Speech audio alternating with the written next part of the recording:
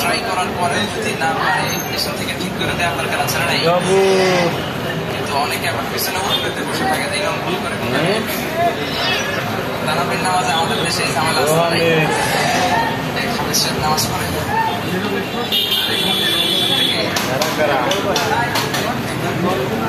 এই নিয়মটা যদি আপনি হেফজ করেন আপনার 3 মাসে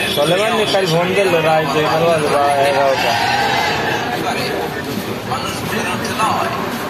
গেলাম বাড়ি সাড়ে 10 টাকা আব্বার লাগে ভুলকারীদের মধ্যে আল্লাহর কাছে শ্রেষ্ঠ ভুলকারী ভুল করার পরে তওবা করে কার কাছে? আল্লাহর কাছে তওবা কবুল করেন।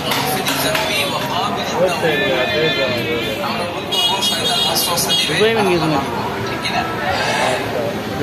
আল্লাহ আমরা পাইছি। উনি মাফ করার জন্য বসে থাকে 24/7, 7 দিন, মাসের 30 দিন, দিনের 24 ঘন্টা তিনি বসে থাকেন। কখন আমার বান্দা চোখের পানি ছেড়ে আমার কাছে ক্ষমা চায় আর আমি আল্লাহ ক্ষমা করে দিই। শয়তান আল্লাহকে চ্যালেঞ্জ দিয়েছিল, আল্লাহ আপনি তো জান্নাতে ঢোকাতে পারবেন না, এতগুলো জান্নাত কেন বানালেন? জাহান্নাম আরো বেশি হলে ভালো হতো। আল্লাহ বললেন কেন? শয়তান বলে, আল্লাহ এই সবগুলার আমি ওয়াসওয়াসা দিয়ে, মুনাফিক বানিয়ে, নাস্তিক বানিয়ে জাহান্নামে ঢোকাবো। আমি চ্যালেঞ্জ দিলাম, দিক থেকে ঢোকা দেবো, বা থেকে, সামনে থেকে, পেছন থেকে, নিচ থেকে, রোগের শিরা উপশিরা, মাঝরার দাম যেখান দিয়ে রক্ত চলাচল করে ওখানে ঢুকে ওকে ঢোকা দেবো।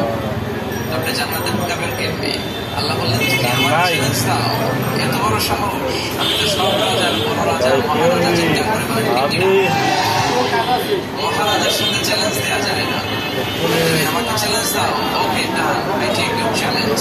আমি তোমার চ্যালেঞ্জ পরে তো 12টা বাজে আজ বক্তব্য কবুল করবা, নামাজি বানাবা, জালিম বানাবা, কিন্তু আমার বান্দা কোনো তাফসীর কোরআনের মাহফিলে এসে অনেক ওয়াক্তের নামাজে মসজিদে ঢুকে অথবা ভেঙে গেলে তাহাজ্জুদের যায় নামাজে